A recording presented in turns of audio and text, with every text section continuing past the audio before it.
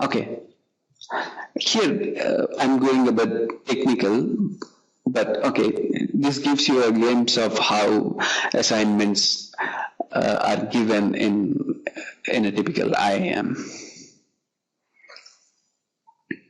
All right, here if you remember the last causal flow diagram that I've shown you in the earlier video, urban teledensity is related to per capita income, STP, tertiary STP, population and competition. HHI is Hurst-Findel index, which is a measure of competition.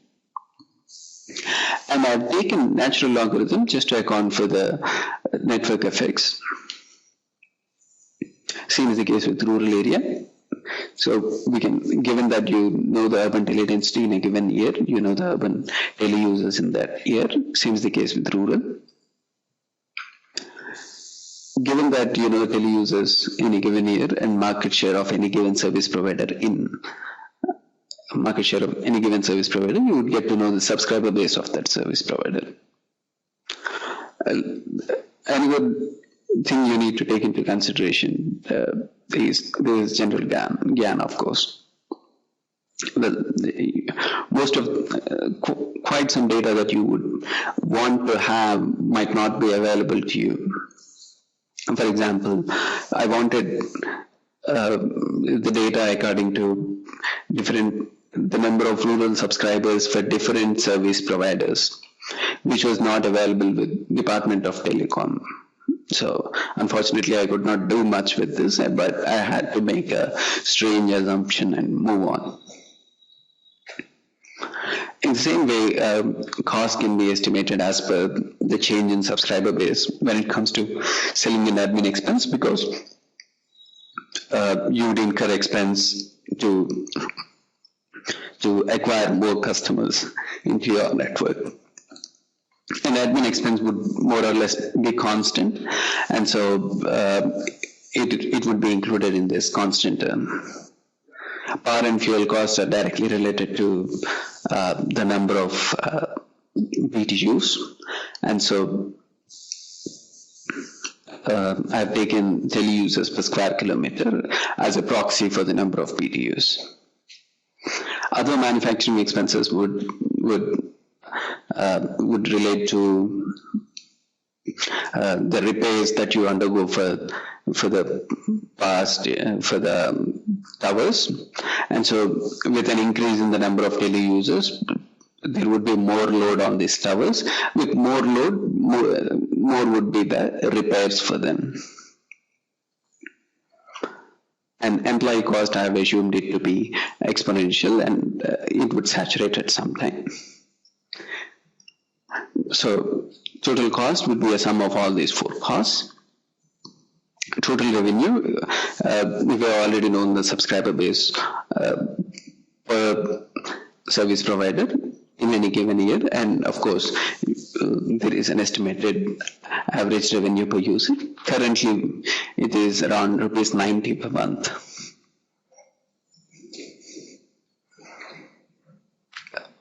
Before I show you this, probably let me show you that Excel sheet, and we will come back to this. Karnataka, I've taken the circle Karnataka. I have the urban teledensity and rural teledensity from 2003 to 2007, per capita income from 2003 to 2017, state domestic product, which is different, which is classified as primary, secondary, and tertiary, and then population density in rural and urban areas, and then competition from 2004 to 2008. And then I've estimated these numbers based on those formula that I've given in the PPT. From the tele density, you can get the number of tele users. And these are the expected market shares for these companies till 2017. And if you here you have the teleusers, the total teleusers, and here you have the market share, and so you have teleusers of different companies over this time period. And mind you, this is in thousands.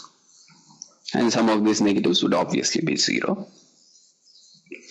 And this is the way I have accounted for the lack of availability of data for rural subscribers. And so you can get the number of rural subscribers for Bharti in any given year, the number of urban subscribers for Bharti in any given year. I hope you get the point why I've taken rural and urban area.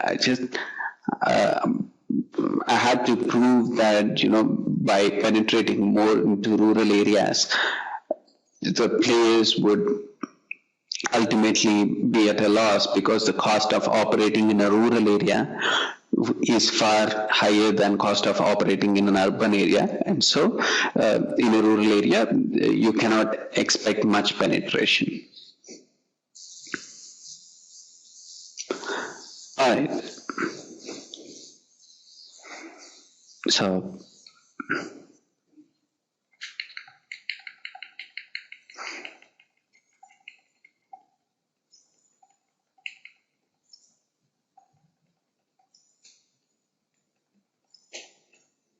if the current state continues like this, with the current state I mean the ARPU being very low, the tariffs being around 1 paisa per second and so on. And of course, you're penetrating into the rural areas. Most of the service providers penetrating into the rural areas. Idea would start incurring loss from 2014. Vodafone would be very profitable by a company. Reliance would be unprofitable by 2012. Bharti would be unprofitable by 2014. The industry structure is going to change a lot starting 2012, because 4 major service providers are going to be at a loss. But we all know that, that Docomos and Bharti Airtels know that 1 paisa per second is not sustainable. But why are they following it? This is an interesting question which I would try to answer in my next video. For now, let us complete this video with diversification strategies that are followed by companies. The only way they can diversify is, there should be 3 criteria for any given service provider. There should be demand, people should afford it, and there should not be high competition. And if you look at the whole world, probably Africa is the only place where these 3 conditions can be met. And so you could see the Bharti Zing deal. And also it's very important for Bharti to get into Africa, because it would want to be the first mover at that place, so that it gets the initial infrastructure ready and gets the advantage of being a first mover. All right, then I shall close this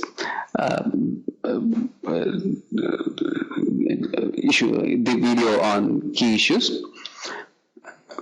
In the next video, we are going to talk about something on 3G spectrum auctions and the rationale behind having a tariff of 1 paisa per second or 1 paisa per 2 seconds and so on. Thank you.